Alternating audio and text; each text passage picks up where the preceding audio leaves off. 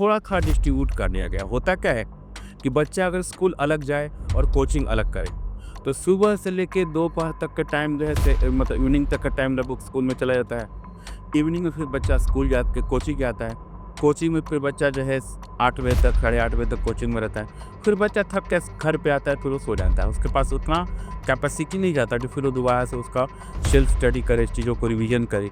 यहाँ पे क्या है कि डिस्ट्रीब्यूशन जो है कोचिंग और स्कूल का ऐसा किया गया है, हेलो सर, कैसे हैं? बिल्कुल अच्छा है।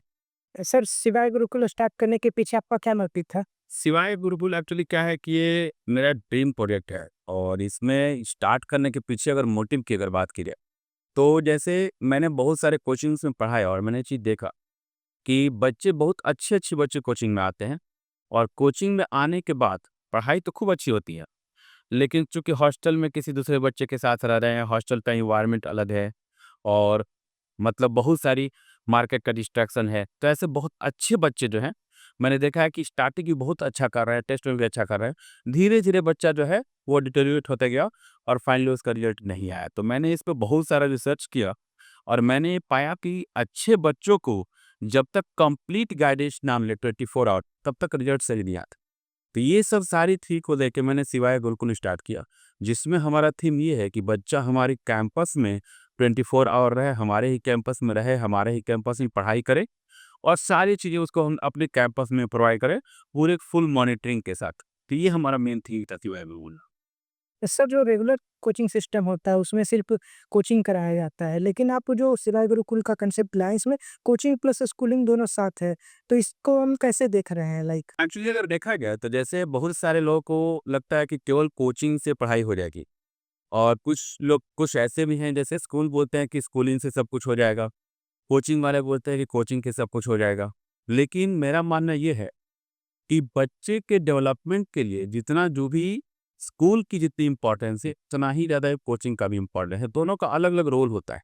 स्कूल में क्या है कि बच्चा जो है एक पार्टिकुलर रूटीन्स फ़ॉलो करता है, एक पार्टिकुलर रूटीन के साथ जाता है, आता है, तो उसका एक कल्चर डेवलप होता है। प्लस कोचिंग में रिगरस एजुकेशन चलता है, रिगरस पढ़ाई चलती है, तो उसका एक प्रेशर झेलता है बच्चा। तो ओवरऑल क्या है कि टाइम मैनेजमेंट और प्रेशर दोनों चीज़ें एक साथ जो है वो बच्चा मैनेज करता है। तो मेरा मानना है कि स्कूल का एक अपना रोल है और कोचिंग का एक अपना रोल है। तो इन दोनों चीज़ों को मिक्स करके सिवाय ग्रुप में लाया गया है, जिसमें बच्चा स्कूलिंग भी करता है और कोचिंग भी करता है। 2 के लोड को थोड़ा-थोड़ा डिस्ट्रीब्यूट कर दिया गया है। होता क्या है कि बच्चा अगर स्कूल अलग जाए और कोचिंग अलग करे, तो सुबह से लेके दोपहर तक का टाइम जो है मतलब इवनिंग तक का टाइम लगभग स्कूल में चला जाता है।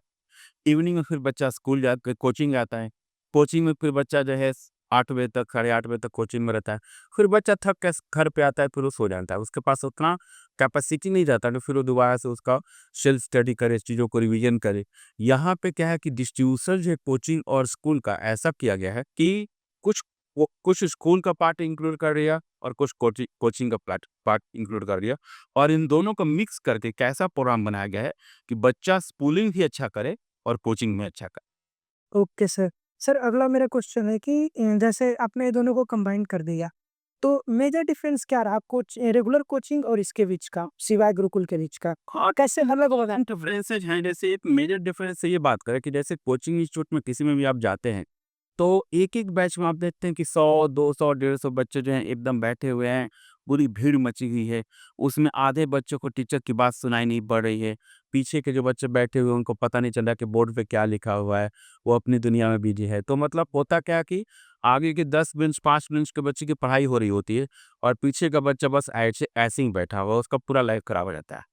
हमारे कोचिंग में क्या है कि हम लोग मैक्सिमम 40 बच्चों के स्ट्रेंथ का हम लोग बैच बनाते हैं, ताकि हर बच्चे को बाय नेम हम पहचानें और हर बच्चे की क्या कमियाँ हैं, क्या वो उसकी गड़बड़ी है, कहाँ वो स्ट्रगल कर रहा है, उस तो पहचान को उसको रेक्टिफ़ाई किया जाता है। एक तो ये हो गया कि स्मॉल बैच है एंड दूसरा क्या है कि कोचिंग में जैसे बच्चा पढ़ के आता है उसको डाउट होता है तो अब रात को किससे डाउट पूछे।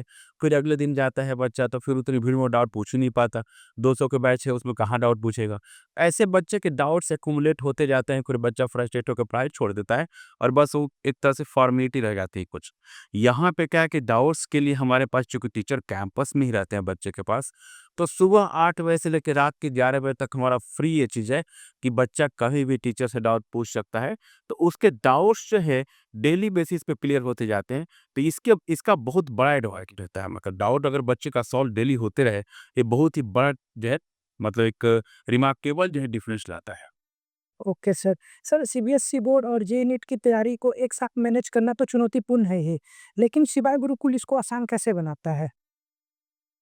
एक्चुअली क्या है कि अगर दोनों को अलग-अलग कोई देखे, तब तो ये बहुत चुनौतीपूर्ण हो जाएगा कि जैसे सीबीएसई बोर्ड का तैयारी अलग तरीके से चले, जेईई नीट की तैयारी एकदम अलग तरीके से चले। तो ये चीज़ें बहुत ही वो मतलब जो है ओवरबर्डन हो जाती है बच्चे पे कि स्कूल की तैयारी डिफरेंट कर रहा है, कोचिंग की तैयारी डिफरेंट कर रहा है, तो उससे बच्चा जो है नहीं मैनेज कर पाता।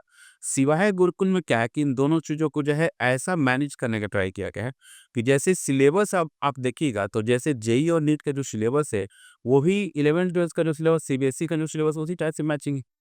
तो हम लोग क्या करते हैं कि हम लोग जो है स्कूल के साथ इंटीग्रेट करके ऐसा प्रोग्राम फिट किए हैं कि जो बेसिक स्कूल के लिए जितनी रिक्वायरमेंट होती है उसको जो है स्कूल के टीचर्स कवर कर लेते हैं। और उसी में जो एडवांस जो कंपटीशन की रिक्वायरमेंट होती है वो हमारे टीचर्स जो एक्सपर्ट है आईआईटी के डॉक्टर्स वो कवर कर लेते हैं। तो एक पूरी कंप्लीट टीम जो है मिलकर वर्क करती है ताकि बच्चे का स्कूलिंग भी अच्छा रहे और कोचिंग भी अच्छा रहे। तो ये हमारा थीम है। Okay sir. सर आप वैसे पेरेंट्स को क्या मैसेज देना चाहेंगे जो चाह रहे हैं कि अपने बच्चे के लिए एक बेहतर और सिक्योर भविष्य ढूँढ रहे हैं? कोचिंग के माध्यम से या स्कूलिंग के माध्यम से उनका बच्चा 10th पास कर गया है और 10th का एग्ज़ाम जिनका खत्म हो गया है। मेरा तो वैसे सभी पेरेंट्स से यही कहना है, जैसे आज के डेट में जो भी पेरेंट्स हैं, जहाँ तक मैं जानता हूँ, तो पेरेंट्स की एक बहुत बड़ी जो समस्या है कि वो बच्चे की सेफ्टी के बारे में क्या सोचता है, ठीक है? एजुकेशन तो इम्पोर्टेंट है ही, लेकिन एजुकेशन से ज़्यादा इम्पोर्टेंट है सेफ्टी का हो जाता है। तो पेरेंट्स के दिमाग में बात चलते रहती है कि बच्चों को एजुकेशन के लिए अगर कहीं बाहर भेजते हैं, तो बच्चा वहाँ सेफ है कि नहीं है? बच्चे का खाना-पीना सही से हो रहा है कि नहीं हो रहा है? बच्चे की अगर तबीयत खराब हुई, तो उसको देखभाल के लिए कोई है कि नहीं? बच्चा कहीं गलत संगति में तो नहीं पड़ गया, कहीं कुछ नशा तो नहीं करने लगा या बच्चा कहीं डिप्रेस होके कुछ गलत डायरेक्शन में कदम नहीं उठा ले। तो इन सब परेशानियों से आज का पेरेंट्स बहुत झूल रहा है। प्लस जो है बच्चे का मतलब जो सोशल मीडिया का एंगेजमेंट है, मोबाइल फ़ोन का, स्मार्टफ़ोन का एंगेजमेंट है, ये सब चीज़ें जो है पेरेंट्स को आज बहुत परेशान की हुई है। तो हमारा मेरे से सभी पेरेंट्स से ये सलाह रहेगा कि हमारे कैंपस में चूँकि बच्चा 24 आवर हमारे मॉनिटरिंग में रहता है। बच्चा जो है टीचर्स के गाइडेंस में रहता है, हमारे कैंपस में रहता है, तो बहुत सारी चीज़ों को हम लोग इंश्योर करते हैं। जैसे एक बेस्ट हाइजीनिक फूड हमारे यहाँ जो है अवेलेबल रहता है। बच्चे की सेफ्टी के लिए चूँकि कैंपस के अंदर 24 आवर सीसीटीवी कैमरे से लैस हमारा कैंपस है, तो सेफ्टी का कोई इश्यू नहीं है। प्लस बच्चे के गाइडेंस के लिए टीचर्स हमेशा साथ रहते हैं। तो बच्चा अगर बाय चांस कुछ मतलब जो है डाइवर्ट भी होता है अपने पास से, तो को जो है टीचर्स उसको रास्ते पे लाते हैं। प्लस इसके अलावा जैसे बच्चे की गलत संगति का कोई यहाँ पे चांसेज ही नहीं है, क्योंकि हमारे कैंपस में केवल सिवाय गुरुकुल के ही बच्चे रहते हैं और वो स्कूल से जुड़े हुए हैं, हमारे कोचिंग से जुड़े हुए हैं। तो केवल चूँकि सिवाय गुरुकुल के बच्चे हैं, तो उनका जो है कहीं डिस्ट्रैक्शन या गलत संगति पड़ने का कोई चांस नहीं, क्योंकि यहाँ फुल मॉनिटरिंग होती है। किसी दूसरे का इंटरेक्शन यहाँ पे नहीं। प्लस स्मार्टफ़ोन की जो मैंने बात किया, तो यहाँ पे ऐसा नहीं कि बच्चे को फुल टाइम फ़ोन दे दिया गया और बच्चा स्मार्टफ़ोन चला रहा है। यहाँ पे क्या है कि लिमिटेड हम लोग देते हैं कि जैसे बच्चे को पेरेंट्स से बात करना है, उसके लिए फ़ोन अलाउ होता है। कई कुछ बच्चों को प्रैक्टिकल्स वगैरह के लिए या एक्सपेरिमेंट्स के लिए, कुछ वर्क के लिए फ़ोन की रिक्वायरमेंट रहती है। मतलब फ़ोन मिलता है, लेकिन हमारे मॉनिटरिंग में मिलता है। हम लोग प्रॉपर मॉनिटर करते हैं कि बच्चा फ़ोन का गलत इस्तेमाल ना करे। तो ये सारी बातें जो हैं हम लोग जो है अपने कैंपस में इंक्लूड किए हुए हैं। तो वैसे सभी पेरेंट्स से हमारा मतलब यही सजेशन है कि अब आप अगर अपने बच्चे को एक सेफ इन्वायरमेंट में अच्छे स्कूलिंग के साथ-साथ अच्छे कोचिंग के लिए आप अगर बच्चे के बारे में सोच रहे हैं, तो सिवाय गुरुकुल कैंपस जो है हम लोग का कैंपस है सबसे बेस्ट कैंपस।